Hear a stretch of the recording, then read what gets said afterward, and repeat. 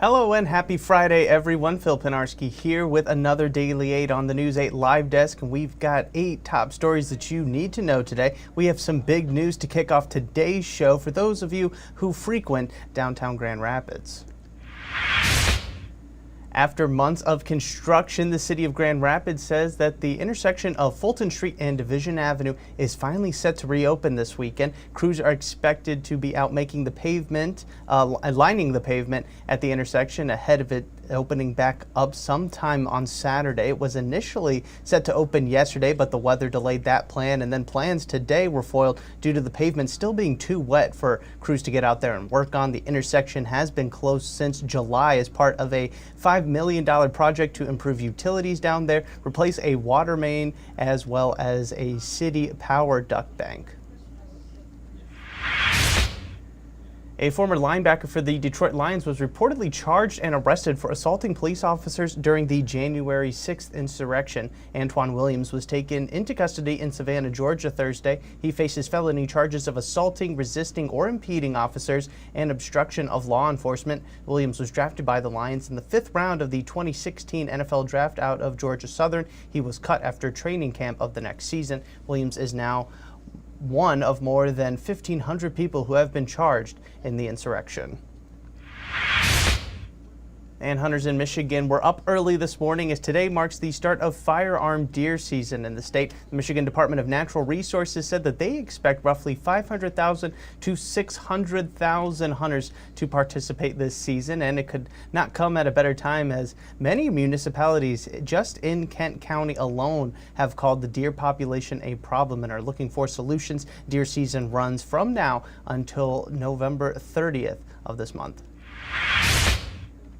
And from hunting season to the holiday season now, people have already started shopping for their Thanksgiving meals, and there is some good news to report. Shoppers can expect slightly lower prices for some of the holiday favorites, including the turkey. The latest consumer price index found the cost of turkey is down 2% from last year. Apples are down 11% and potatoes are a percent lower as well. However, butter is up 8% from year to date. It is estimated that a meal for about 10 people will cost you about $90 this year for Thanksgiving. And we're getting closer to winter here in Michigan, even though it may not feel like it right now, but it's not always going to feel this warm outside, and Storm Team 8 has us covered on what to expect this year for winter. Meteorologist Ellen Baca, Matt Kirkwood, Blake Carm, Sarah Flynn, and Scott Larson created the 2024-2025 Storm Team 8 Winter Outlook, which you can check out right now over on our website. We still haven't seen any snow in West Michigan, which is surprising since we typically get at least a few flakes by November 6th on average. You can find the full winter outlook and possibly when we could expect the first snowfall of the year to come right now over on woodtv.com. And that's also where you can find fun things to do all across West Michigan this weekend while it's still nice out. The weekend planner this week includes the return of Grand Rapids Comic-Con. Actor Danny Trejo is just one of the many special guests who will be there. There's also a hot dog eating contest down in Portage that will help raise money for suicide prevention awareness. And of course, the Grand Rapids Downtown Market is getting ready for the Christmas season by hosting the Chris Kindle Market once again for another year. We'll be down there later today on the live desk, so make sure you tune in for that. It does kick off again today, and we'll go through most of this month, the rest of this month, and most of December as well. The full list of fun events in this week's weekend planner can be found over on our website. Let's get you all a look at the forecast now and what you can expect when you do head out there. Here's Storm Team 8 meteorologist Sarah Flynn.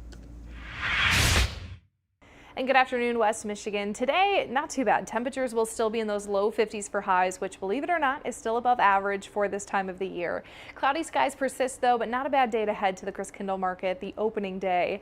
Otherwise, the next 36 hours pretty quiet. We'll see those winds shift a bit into Saturday, and that's important because we'll start to see them pull in a little bit of moisture. And that moisture will translate to showers on Sunday, looking at really 2 batches of scattered showers, one in the morning and the other one in the evening. So I think you'll actually have some dry hours during that daytime. Monday is the nicest of your 8-day forecast, and then we're tracking much more rain for the middle of the week. Behind that rain, a cool down. We'll see highs in the 40s, which could open the door for our first snowfall of the season by the end of the month.